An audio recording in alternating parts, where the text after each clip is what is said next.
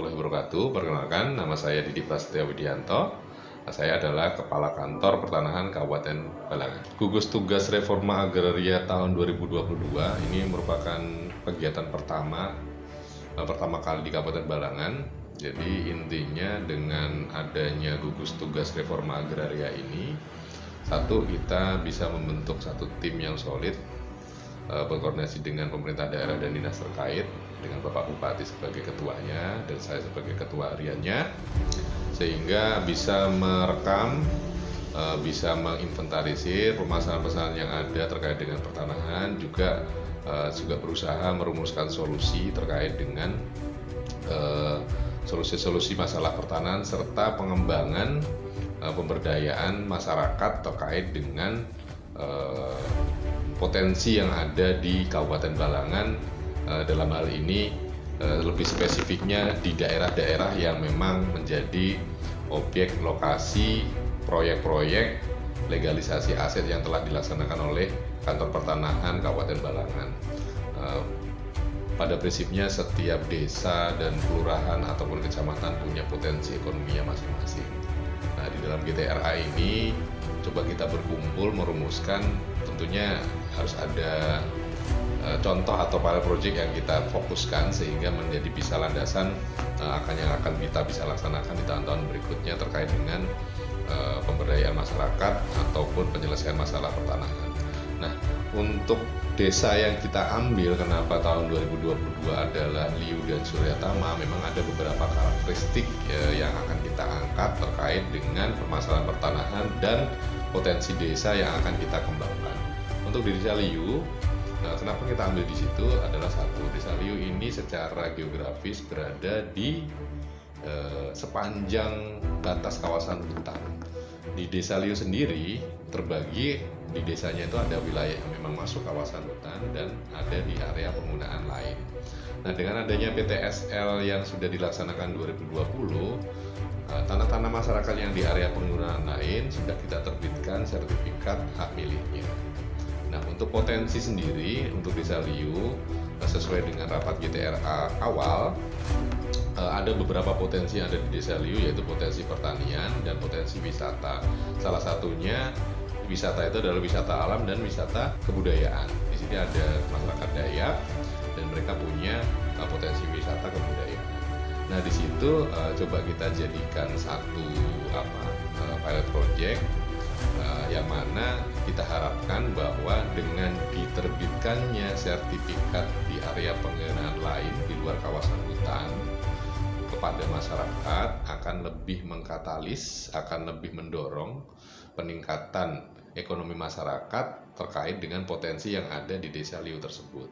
Sehingga sertifikat yang kita terbitkan selain berfungsi sebagai bukti kepastian hukum, bisa menjadi istilahnya salah satu alternatif permodalan sehingga bisa membantu mengoptimalkan potensi wisata dan potensi budaya masyarakat di situ, sehingga potensi ekonominya juga bisa terdongkrak. Dan satu, sinergi kita dengan KPH, BPKH atau Dinas Kehutanan, kita juga memberikan batas yang jelas mana tanah-tanah yang memang masuk dalam kawasan dan tanah-tanah yang di luar kawasan, sehingga sedikit banyak akan mengedukasi masyarakat akan memilah mana tanah yang di luar kawasan dan tanah yang di dalam kawasan. Kemarin lewat GTRA juga muncul juga usul di dalam desa Liu ini, di tanah-tanah yang ada di kawasan ada konsep kerjasama dengan dinas kehutanan atau dinas terkait, sehingga walaupun tanah tersebut ada di kawasan hutan tetapi mempunyai potensi untuk bisa dikembangkan untuk kesejahteraan masyarakat Liu. Nah, ini fungsinya GTRA, jadi kita duduk satu meja mencari formulasi sehingga potensi-potensi itu tidak terbentur dengan konflik yang ada, baik konflik di masyarakat maupun konflik secara peraturan, sehingga di Liu itu nanti ada bagiannya BPN, ada bagiannya Dinas Kehutanan yang bersinergi mempunyai tujuan untuk mesejahterakan masyarakat Liu. Dan itu alasan utama kita kemarin mengambil desa Liu sebagai pilot project, sehingga kita anggap desa Liu ini desa yang agak banyak lah permasalahannya, Sehingga diharapkan dengan kalaunya ini sudah bisa dipecahkan, otomatis nanti desa-desa yang lain sepanjang batas kawasan hutan khususnya di Kabupaten Balangan bisa kita ada konsep untuk pemecahan permasalahannya lewat GTRA.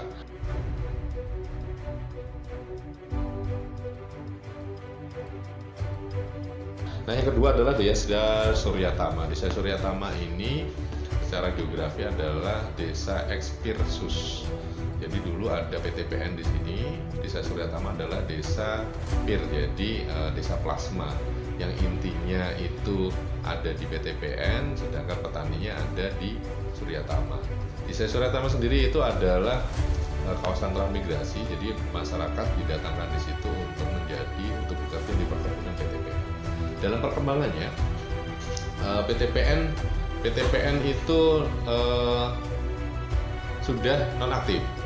Masyarakat Suryatama ini karena dulu konsepnya adalah PIR, sehingga dulu memang sudah diterbitkan sertifikat terkait dengan PIRSUS tahun 90-an. Posisi sertifikat itu ada di Bank Mandiri, dulu Bank Bumi Daya, sekarang Bank Mandiri. Ada yang sebagian memang sudah melunasi kewajiban masyarakat, ada yang sebagian masih ada di bank. Dalam hal ini memerlukan pengantar dari PTPN juga, sehingga bisa melunasi hal tersebut.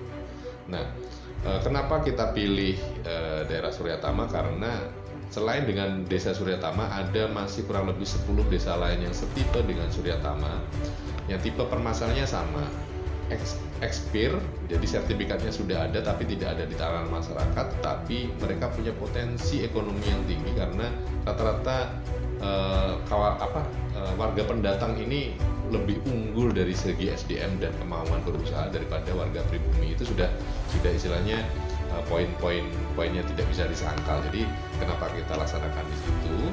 Kita maunya dengan adanya GTRA ini kita lebih bersinergi dengan dinas yang lain. Dalam hal ini mungkin Bank Mandiri sebagai pemilik tanggungan dan juga PTPN sebagai perusahaan inti yang memang walaupun non aktif di Balangan tetapi masih beroperasi di Kalimantan Selatan, sehingga masyarakat yang kesulitan mendapatkan akses legalisasi aset untuk mendapatkan sertifikat, dalam hal ini melunasi hutangnya, coba nanti akan kita bantu untuk bisa menemukan solusi atau konsep bisa mengurus pelunasan di Bank Mandiri tanpa harus bolak-balik mondar-mandir ke PTPN dan ke Mandiri yang sekarang posisinya ada di Banjarmasin.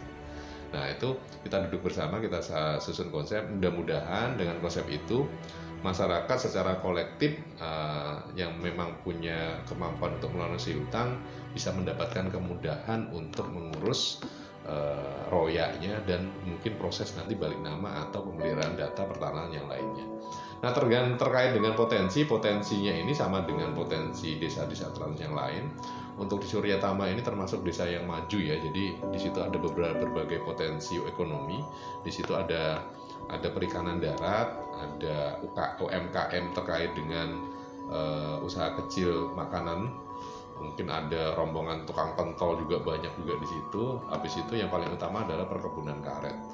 Nah, untuk Suryatama ini mewakili untuk desa-desa yang lain, kita coba mengeksersis supaya sinergi dengan dinas-dinas terkait. Dalam hal ini mungkin sinergi dengan perbankan, dinas pertanian, dan dinas koperasi itu lebih kita galakkan, sehingga kita mempunyai stepping stone, contoh kerjasama sinergi dengan dinas yang lain.